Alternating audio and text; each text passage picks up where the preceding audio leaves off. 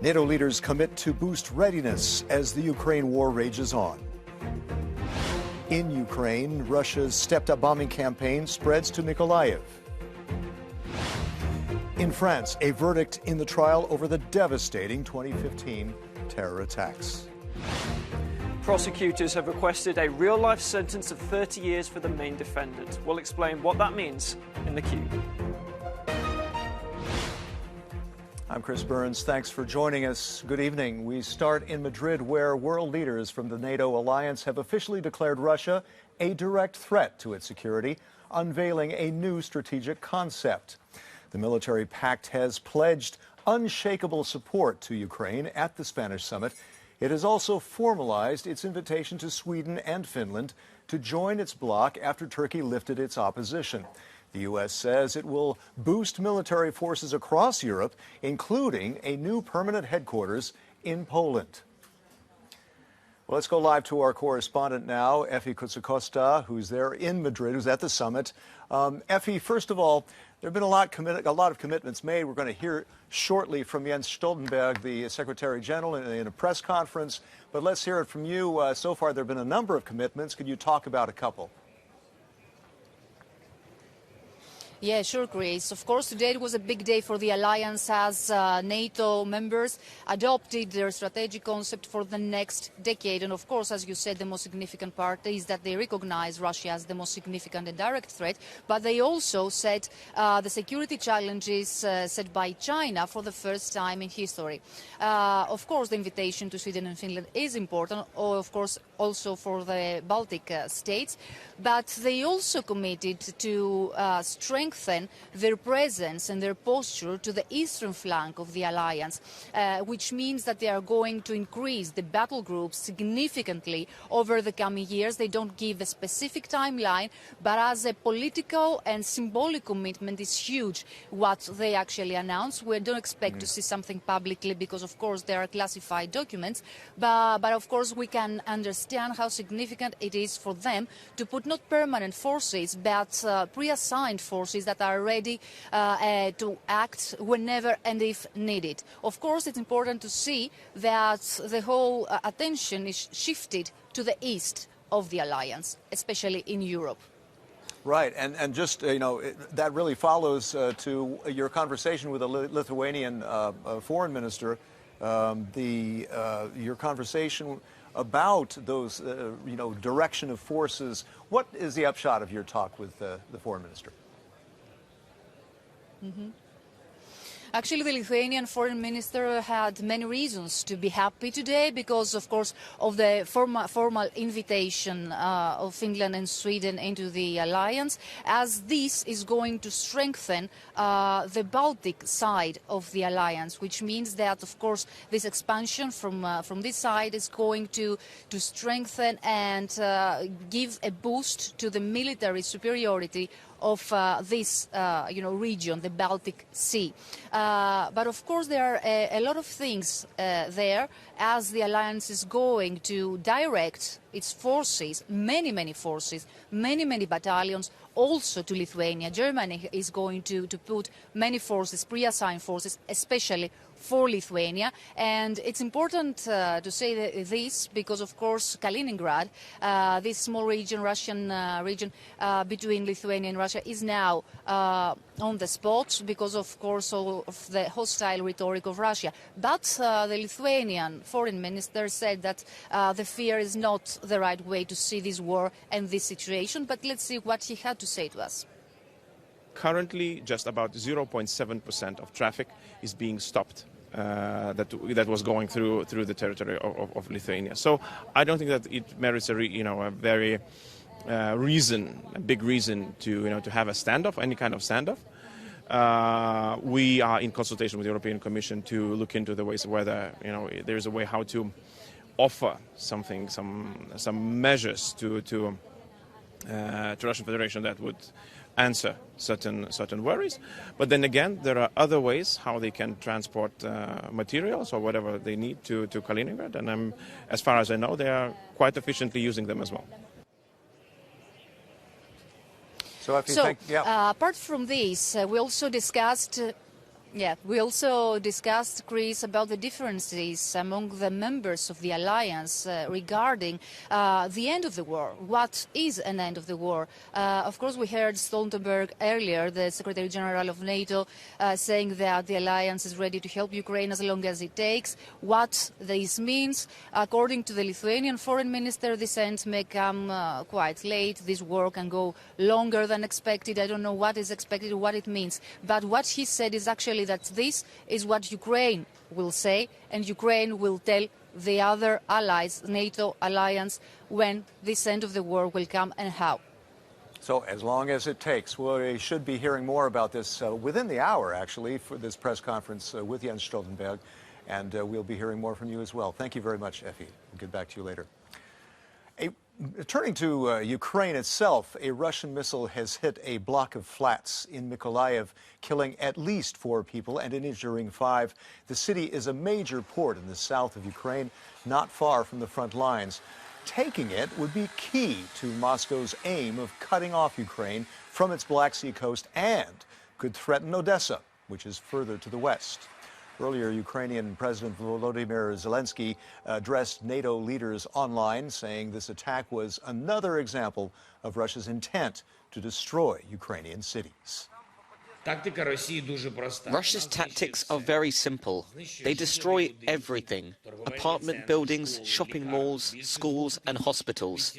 Since February the 24th, there have been more than 2,800 missiles, and the vast majority of them strike civilian targets. Why is it? Why bombs? Why total artillery strikes? The Russian army is doing everything to get as many people as possible to leave their cities so that there is nothing left but ruins. And meanwhile, Russian President Vladimir Putin has made his first foreign trip since the invasion of Ukraine. He visited Tajikistan, a close Russian ally, before flying to Turkmenistan for a summit of countries bordering the Caspian Sea. Earlier, Moscow described the expected expansion of NATO as being a, quote, destabilizing factor in international affairs. Well, let's get more on Russia's reaction to the NATO summit now and speak to our correspondent Galina Polonskaya. Galina, NATO is expanding. The U.S. is actually putting or planning to put more forces in Eastern Europe and setting up a permanent headquarters in Poland even. How is this making, what's the reaction in Russia? Are they furious?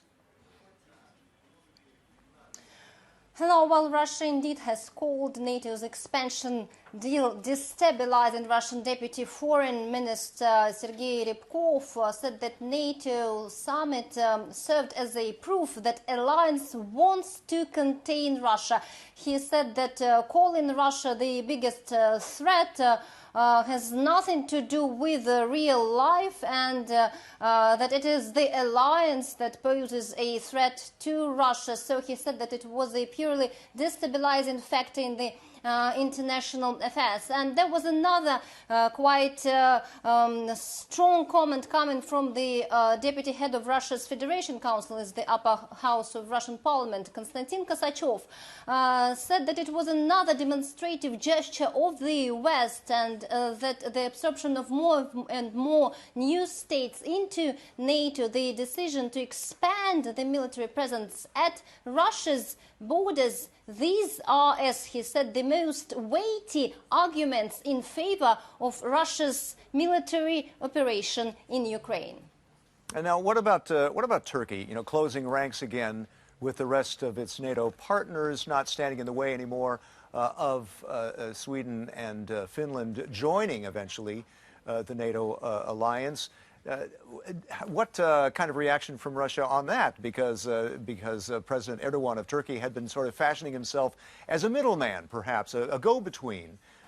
Does he still have Putin's ear?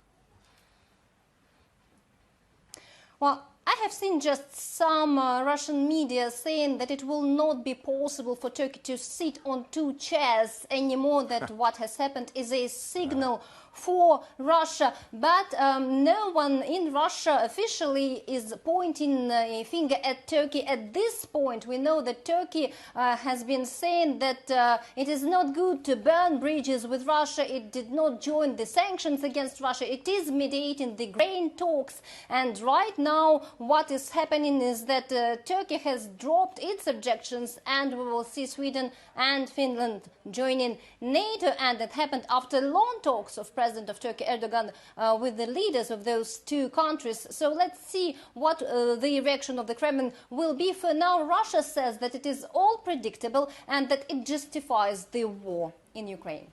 Okay, now so far what we've heard from the NATO alliance about boosting readiness, boosting forces, stationing forces more permanently in Eastern Europe, what is Moscow's response to this beyond a lot of the huffing and puffing from politicians in Moscow?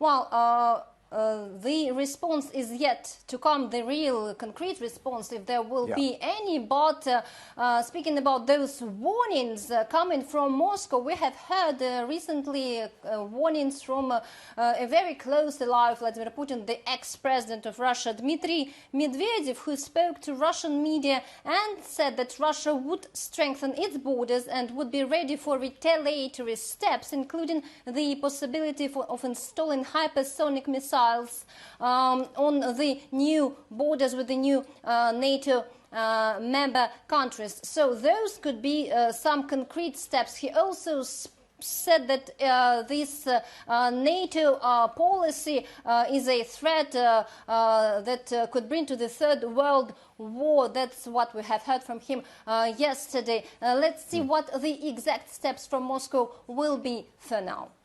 Yeah, wait and see. All right, Galina, thank you very much in Moscow. Thank you. Coming up next, after 10 months of proceedings, a verdict in the terror trial over the 2015 Paris attacks that killed 130 people. Stay with us. Welcome back to Euronews Tonight. A French court is expected to hand down its verdicts against 20 men accused of committing the November 2015 terror attacks in Paris. The 10-month trial reopened the scars of modern France's worst peacetime atrocity when 130 people were killed in a night of carnage. A team of Islamic State group of jihadists attacked the National Sports Stadium, bars, and the Bataclan concert hall. All the attackers were killed except key suspect Salah Abdeslam, who was captured 4 months later. 6 others were accused of offering logistical support or plotting other attacks and were tried in absentia. And we'd like to get more on this, about the mood there as we await the verdict, and would like to talk to Héloïse Aurvois, who is there with us. Héloïse, what is the feeling on the ground as people are awaiting this verdict? A lot of family victims are there, aren't they? Yes, well, we are still waiting for a verdict here in Paris after a lengthy trial. Out of the 20 alleged terrorists, 11 are facing a life sentence, which is extremely rare here in France. Actually, it would only be the 5th time that this sentence is given, which shows the gravity of the situation that we can feel on the ground today in Paris. There are many people that have gathered here, which makes sense, as there were over 2,000 plaintiffs that took part in this extraordinary trial. There are also some ordinary Parisians that have come here to wait for the verdict. Actually, just minutes ago, I was speaking with a man who told me that as an ordinary Parisian, he was lucky not to have been affected by the attacks, but as someone who loves to go out to enjoy concerts, to go to a cafe as well, he was waiting for the verdict in hope to get a sense of justice out of all of this. And actually, this really echoes the words of the father of one of the 130 victims, who said during the trial that the best answer to barbaric terrorism is democracy and justice. And that is what we can feel on the ground here today in Paris. Thank you very much, Héloïse. Yeah, we'll be watching for the verdict later this evening. Thank you very much. We'll be back to you. Now, for victims' families and survivors of the Paris terror attacks, the 10-month trial has been an excruciating process in their quest for justice and closure. And some French citizens have raised questions about what the defendants' sentences could mean. Our team in the Cube has been investigating. Emotion around the trial into the deadliest peacetime attacks in French history is understandably high. And that's sometimes where we can see confusion and online misinformation. Salah Abdeslam is the last surviving member of the terrorist cell believed to have carried out these attacks in Paris. If found guilty, prosecutors have asked that he be handed a real-life prison sentence with a maximum term of 30 years. And this has led to some disdain. Some people online questioning whether, after 30 years, he might be released. But what is the truth? Well, my colleague Sofia Hadsenkova in the Cube has been taking a closer look at this. Sofia, what exactly is a real-life term?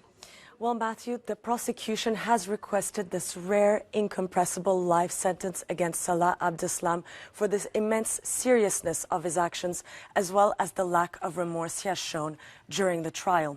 This is the strictest life sentence in the French judicial system and has only been handed down 4 times before in modern French history. But such a penalty makes the reduction of the time served in prison very, very slim. So during the first 30 years of the sentence, so as we can see in this French government website, the convicted person cannot ask for parole or conditional release.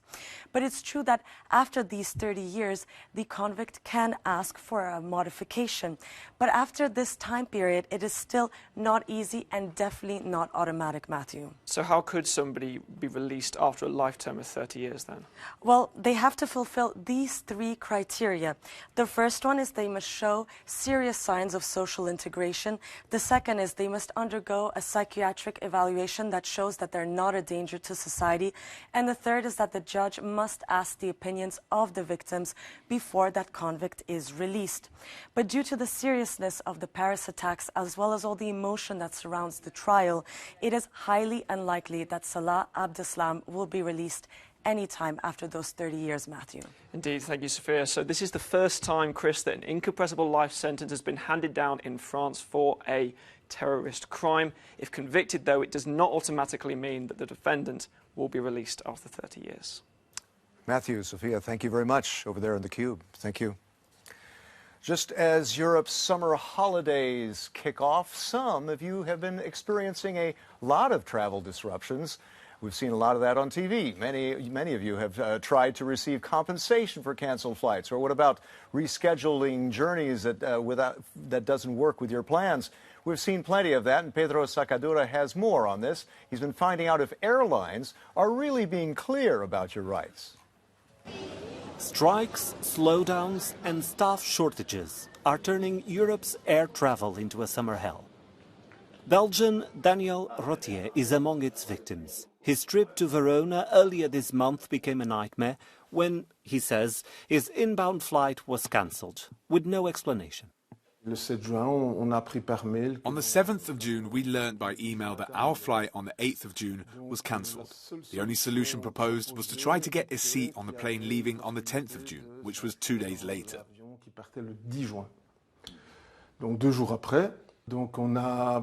We asked our Airbnb host if we could stay longer. After some trouble, we managed to stay longer, although not for the same price. It was a Ryanair flight. We didn't have any explanation from them. We tried to contact them by mail, telephone, but with no answer.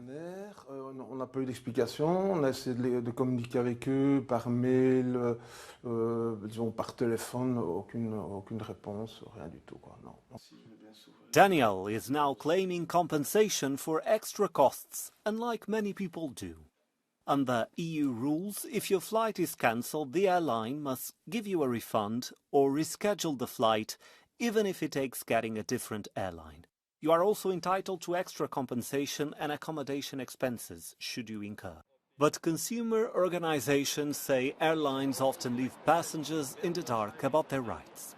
If you are in an extraordinary circumstances cases, so if you have a storm or if you have a strikes from the airport staff, for instance, which is an extraordinary circumstances, you don't have the right to compensation. In other situations, you have the right to compensation. The amount of this compensation varies depending on the distance of your flights. Ryanair, however, claims it informs all its passengers of their rights. But consumer organizations argue this, and the majority of airlines fail to make it clear. The problem is likely to worsen as global carriers are cancelling thousands of flights ahead of summer. Passengers are advised to keep all their invoices and claim back their rights, whatever it takes. Pedro Sacadura, Euronews, Brussels. Coming up, as you think about your road trip during the summer, here are some road trips with a purpose, e-vehicles connecting Europe, and what the future of mobility could look like. Stay with us and find out.